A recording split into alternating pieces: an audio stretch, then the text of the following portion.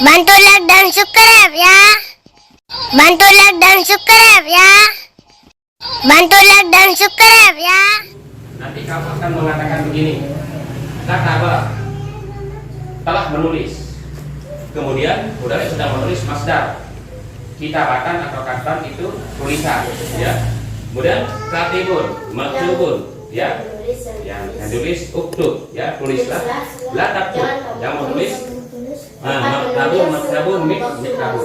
Salah satu teori ditemukannya bahasa Arab meja adalah maktabun. Misalkan kita akan mencari, jadi kamu jelasin tasrif itu ya seperti itu. Baik, assalamualaikum warahmatullahi wabarakatuh.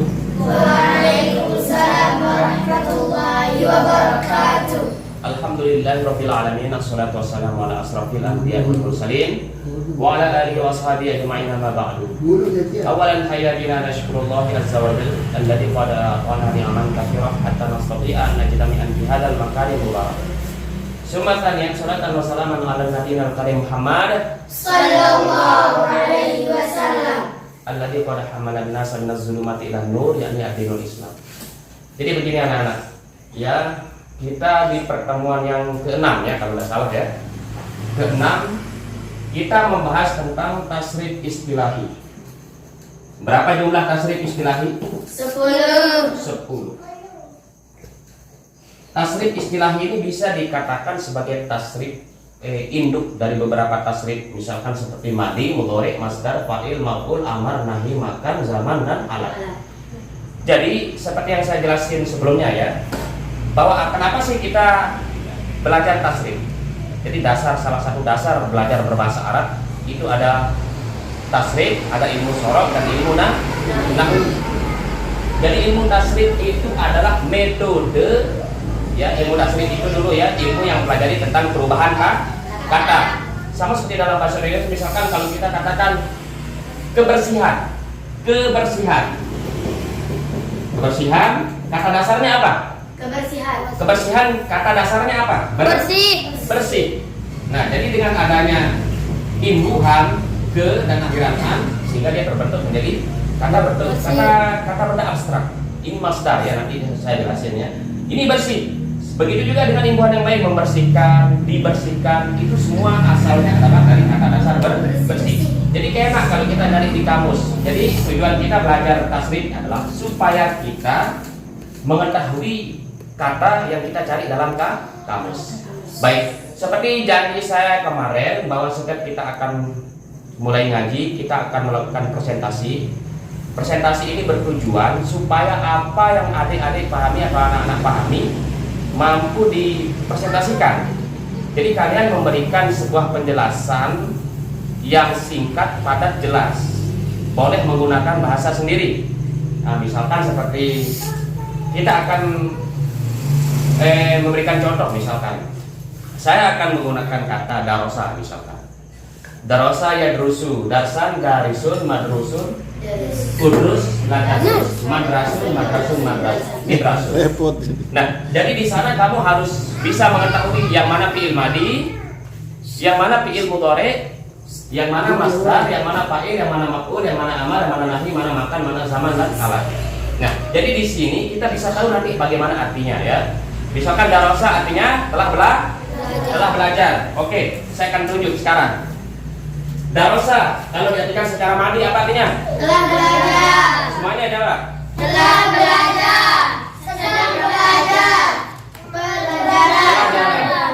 Yang belajar. Yang diajar. Belajarlah. Jangan kamu belajar. Tempat belajar. Waktu belajar. Alat belajar. Itulah kenapa bahasa Arab sekolah itu madrosun atau madrosatun. Ya, ingat ini, perhatikan semuanya, makan. Isim makan adalah isim yang menjelaskan tempat. Makanya madrosun atau madrosatun dengan tak marfu'ah ini dikatakan sekolah. Karena dia nama tempat dari kata darosa. Darosa artinya belajar. Berarti kalau madrasun artinya tempat belajar atau madrosah, sehingga dia diartikan sekolah. Oh, berarti bahasa Arab gampang, berarti artinya bahwa kita melihat asal kata yang aslinya, nanti kita akan tahu bagaimana isim mahal, isim zaman, dan isim alatnya. Baik, sekarang yang akan saya presentasi siapa? Ya, akan saya presentasi. Jadi presentasi, diam nak ya, belakangan saya, belakangan. Jadi presentasi ini ditujukan ya, atau di apa namanya, semua akan digilir ini presentasinya. Tujuannya adalah supaya kita tidak hanya menghafal, tapi kita memahami. Ya. Baik. Sekarang lakukan presentasi. Silakan, tafadhol. Takut kami. Silakan.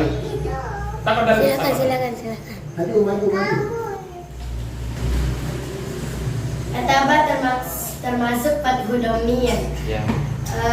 Kataba yang tubut katban katibun maktubun uktub la taktub maktabun diktabun. Ya baik, jelaskan satu-satu dari madi artinya ya. Madi artinya telah, mudhari artinya sedang, masdar artinya per atau an. Ya. Fa'il artinya Ya. yang, maf'ulun artinya Ya. yang di, Ya. amar artinya lah, nahi artinya jangan, Makan. isi makan artinya tempat, zaman artinya waktu, alat artinya alat. Ya baik. Sekarang Kataba menulis. Kamu langsung presentasikan ke situ. Ketika dia bermadi menggunakan fi'il madi akan menjadi arti apa? Jas. Madi artinya telah Digabung menjadi. digabung menjadi Ini Kataba apa artinya? menulis. Menulis. Nah, langsung kamu satukan dengan itu. Telah menulis, sedang menulis, penulisan, yang ditulis, yang menulis, yang ditulis, tulislah, jangan kamu tulis, tempat menulis, waktu menulis, alat menulis. Baik. Sekarang saya akan melakukan, setelah kamu melakukan presentasi, baik saya akan bertanya. Tadi Kataba itu artinya apa? Menulis. Telah Telah menulis. Itu tandanya menjadi Kataba itu apa dalam ini, tulisan ini? Apa tanda fi'il madinya? Tanda fi'il madinya apa di sini? Barisnya. Berbaris Berbaris atas pada huruf akhir. berbaris atas pada huruf akhir. Nah, sehingga dia berarti telah. Kemudian mudhari menjadi Kataba. Kataba artinya Ya. yaktubu. Ya baik. Saya tanya yang tasrifnya. Berarti dari Kataba menjadi yaktubu. Ini apa artinya? Sedang menulis. Sedang menulis. Kalau saya mengatakan yaktubu Muhammadun, berarti apa artinya? Yaktubu Muhammad. Muhammad sedang menulis. Muhammad sedang menulis. Baik. Berarti kalau saya mengatakan yaktubu Aliyun, apa artinya? Aliyun. Ali sedang menulis. Ali sedang menulis. Baik, lanjutkan. Kemudian berbentuk masdar tadi menjadi penulisan. Sebutannya Kataba yaktubu katban atau kitabatan yang berarti apa? Penulisan atau tulisan. Ya. Baik. Setelah masdar terus menjadi apa? Katibun. Apa makna katibun? Katibun. Yang menulis. Berarti dia posisinya ini menjadi isim fa'il ya, karena dia yang melakukan tindakan begitu ya. Kemudian lanjut ke selanjutnya apa? Maktubun. Apa artinya maktubun? Yang ditulis. Makanya dalam bahasa Indonesia anak-anak kan sering kita dengar ini hadis ini termaktub dalam kitab. Nah, termaktub. Jadi orang itu sebagian sudah tidak mengatakan tertulis, tapi lebih beradabnya mengatakan maktub, karena ini artinya yang ditulis. Baik, terus setelah maktub uktub itu tilawah apa artinya? Uktub. Tulislah, karena merupakan kalimat perintah. Kalimat perintah berarti apa artinya kalimat perintah? Baik, sekarang saya akan menuliskan satu kalimat. Kira-kira apa artinya?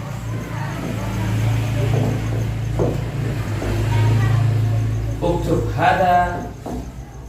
hada ya Ali. Misalkan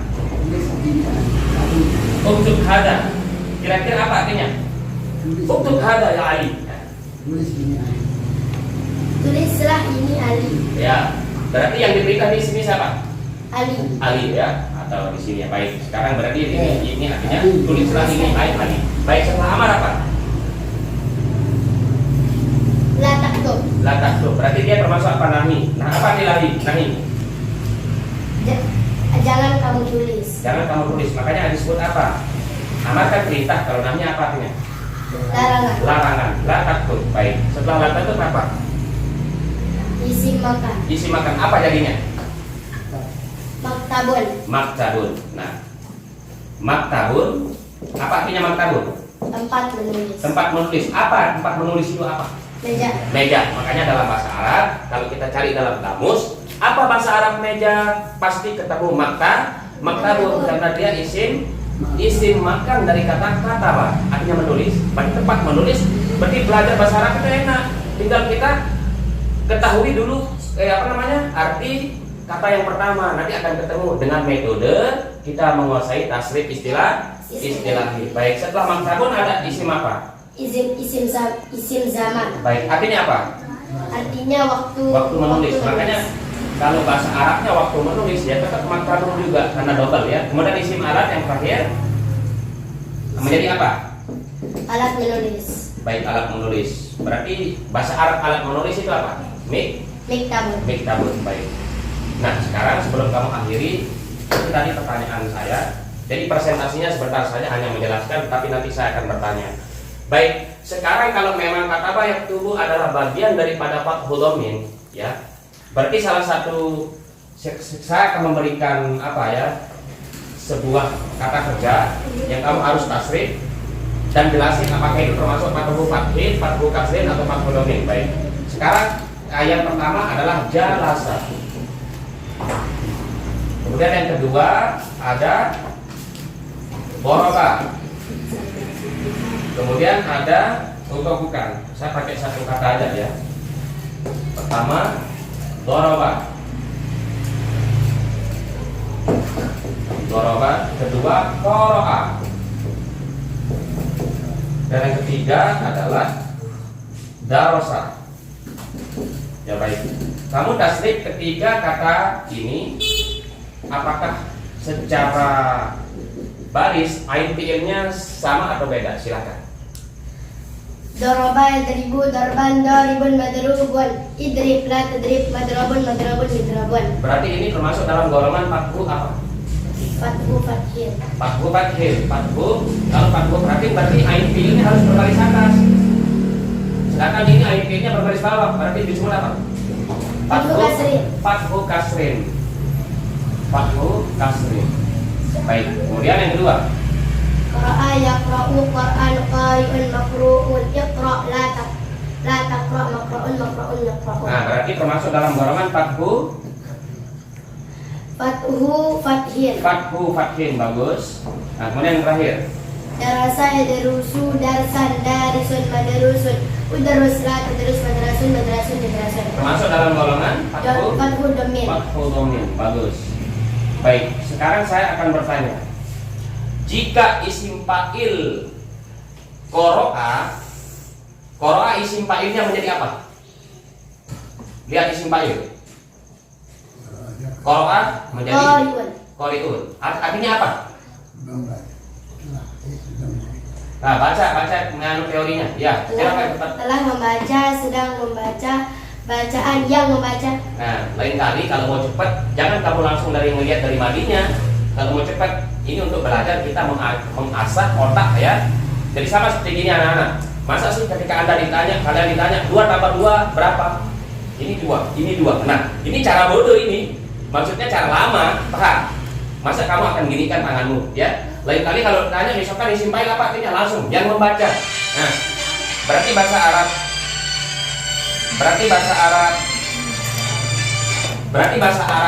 bahasa Indonesia yang membaca itu dari apa? Qori'un. Nah, pernah dengar kata qori? Orang-orang yang sering membaca Al-Quran pasti disebut qori. Ya kan, Pak? Pasti disebut qori. Kok kita tidak pernah bertanya qori itu asal katanya apa? Qori, dia itu seorang qori yang terkenal. Jadi qori itu adalah bentuk isim fa'il dari kata qoro'a. Qori'un berarti yang membaca ya.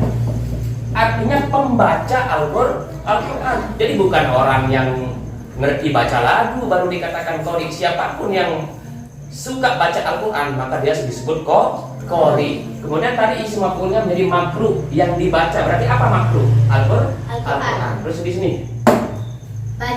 bacalah. Nah, apa artinya? Bacaan tasrifnya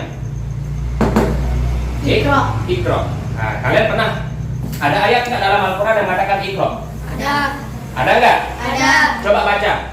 Iqra bismi rabbikal ladzi khalaq. Betul. Jadi Iqra. Seandainya kalian tidak tahu arti Iqra, apa ya arti Iqra? Kita lihat terjemah Al-Quran itu, bacalah dengan nama Tuhanmu yang telah menciptakan. Tetapi terlepas dari apakah kita baca terjemah, sekarang baca yang pertama berasal dari kata qoro'a, artinya telah membaca. Oh, berarti Iqra isi fi'il amr dari kata qoro'a. Iqra, bacalah. Iqra bismi rabbikal ladzi khalaq. Bacalah dengan nama Tuhanmu yang telah menciptakan. Baik, setelah Iqra terus apa? La taqra. Lah, apa artinya? Jangan kamu baca. Baik, sekarang saya akan menulis sebuah kalimat la taqra haza ya ai. Nah, kira-kira apa artinya? Jangan kamu baca ini hari. Nah, la taqra li'annaha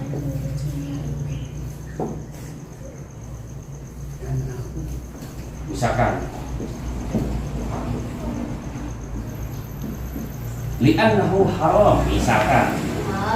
Jangan kamu baca ini hari karena dia haram. Karena dia haram. Ya, haram bagi kita mungkin ada sesuatu bacaan atau kitab agama lain, maka kita tidak boleh membacanya. Ini sebatas contoh kalimat. Berarti ini namanya kalimat nahi. Apa arti nahi? Larangan. Kita dilarang. Jadi ini yang dimaksud dengan nahiyah ya. Ya, ilah yang berarti larangan. Terus lanjutkan.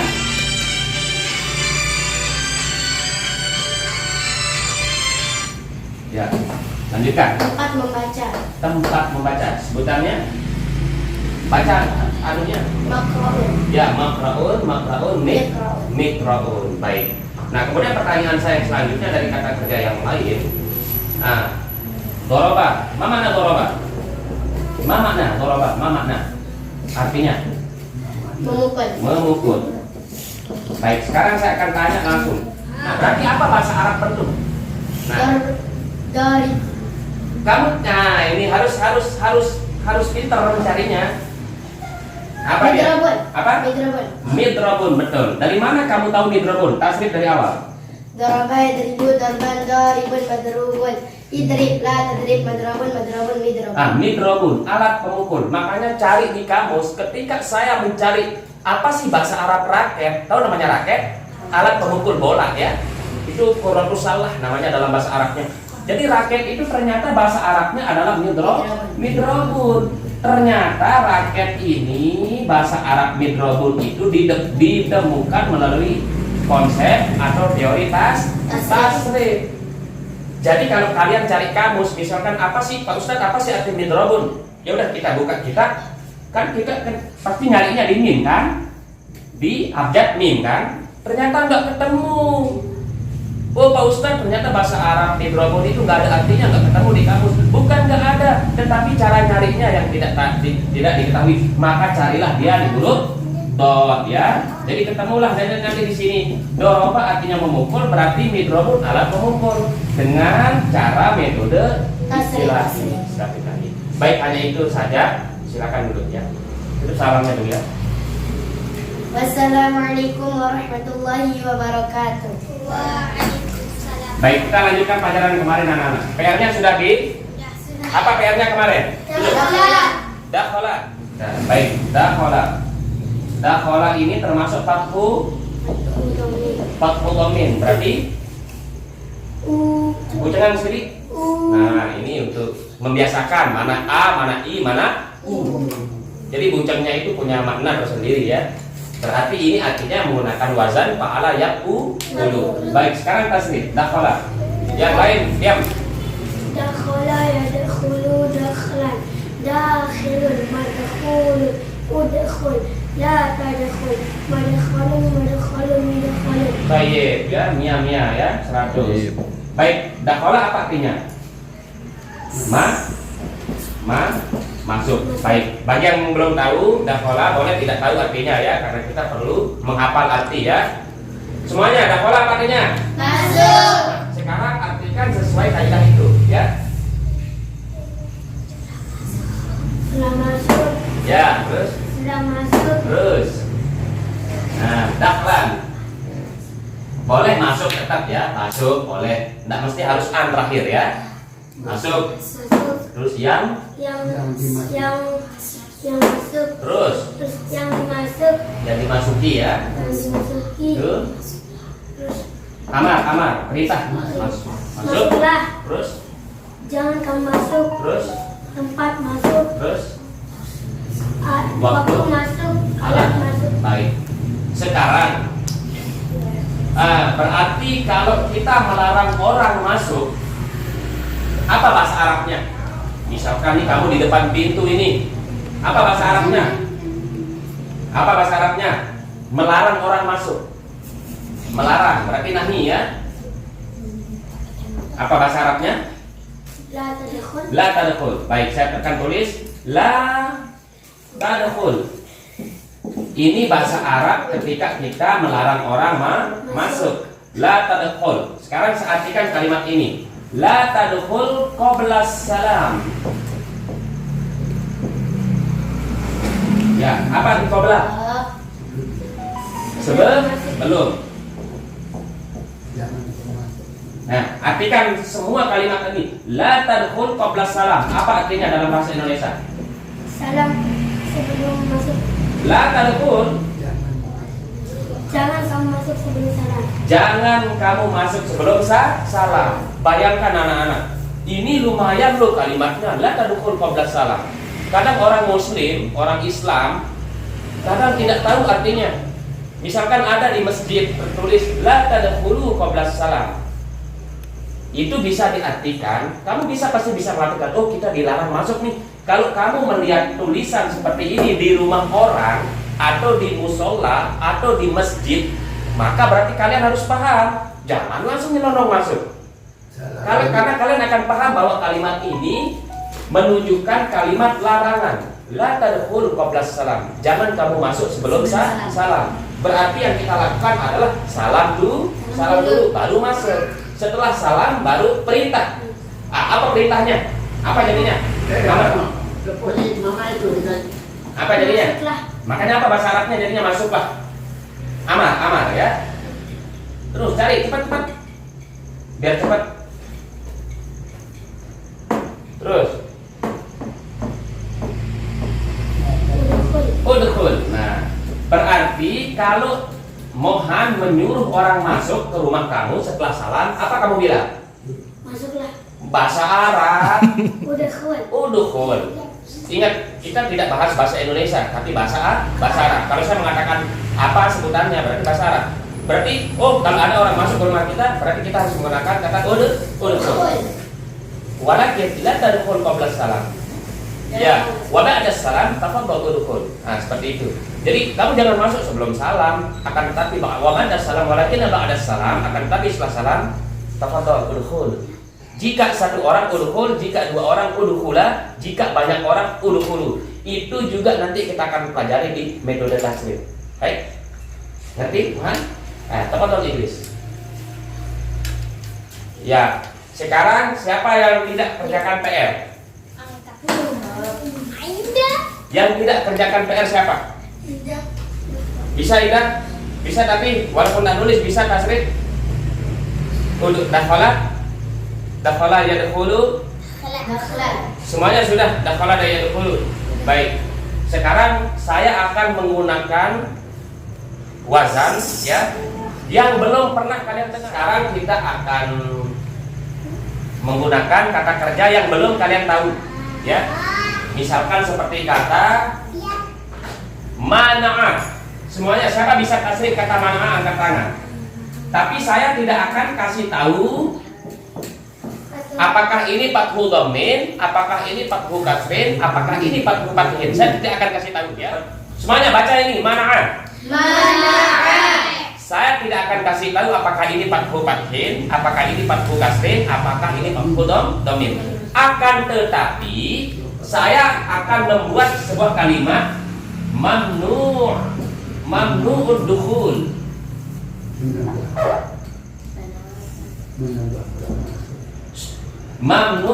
Mamnu'ud dukhul. Baik. Sekarang yang paling mendekati tulisannya sama dengan kata mana'a itu yang mana kalian akan rancang di sini. Ya. Mamnu'ud dukhul. Ya, baik. Sekarang saya tanya satu persatu. Coba Mohan. Ada mamnu, ada dukhul. Yang mana yang paling mirip? Apakah ini atau ini kemiripannya dengan ini? Yang mana paling mirip? Lihat dari hurufnya. Sebut, baca caranya. Kata ini yang manakah yang mirip? Ini apa ini? Baca makanya yang ini. Baca dia. Mamnu'un. Pasti kamu akan mengatakan bahwa yang paling mendekati kesamaannya kata ini adalah dengan ini adalah ini, mamnu. Tidak mungkin kamu akan katakan dukhul. Baik, perhatikan cara ngeceknya ya. Mim ada mimnya, betul nggak? Nun ada nunnya. Ain ada nggak? Ada. Nah, beginilah cara kita mendeteksi. Walaupun ini banyak penambahannya, ada mim, double mimnya, ada wawu, nggak masalah seperti itu. Yang penting dasarnya adalah mana'a. Kalau ini alif, ya nggak ada alif di situ. Dal nggak ada dal di sini. Kho nggak ada kho di sini, kan begitu. Berarti yang paling mirip mana'a ini adalah mamnu. Baik. Sekarang siapa bisa mentasrif? Silakan. Mana'a yamna'u mana'an mani'un mamnu'un. Imna' la tamna' mamna'un mimna'un. Bagus ya. Ini kita tidak kasih tahu apakah dia fathu kasrin, fathu fathin atau fathu dhammin. Akan tetapi di semua kamus atau mu'jam arodi itu maksudnya kamus Arab, pasti akan ditasrif mana'a yang atau apakah dia mana'a yang nu'u atau mana'a yang ni'u.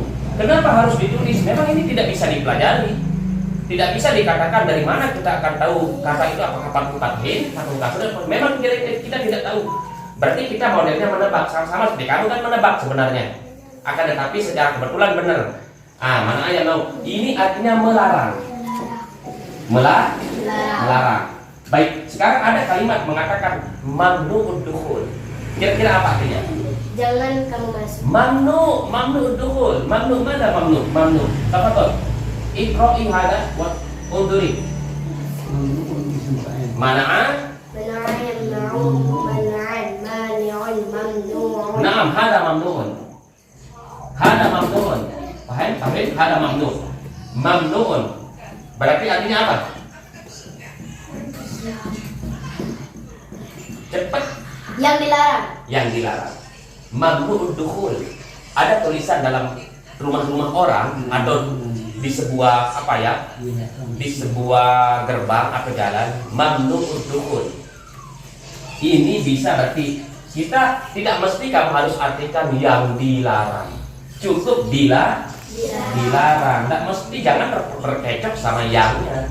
Berarti ini artinya mamnu'ud dukhul, dilarang masuk. Masih ya. Mamnu'ud dukhul. Mamnu'ud tadkhil bunyi. Contoh semuanya. Mamnu'ud tadkhil, mamnu'ud dukhul. Ya, dilarang masuk, dilarang merokok. Mamnu'ud tadhin huna, ya, dilarang merokok di sini. Itu bahasa Arabnya.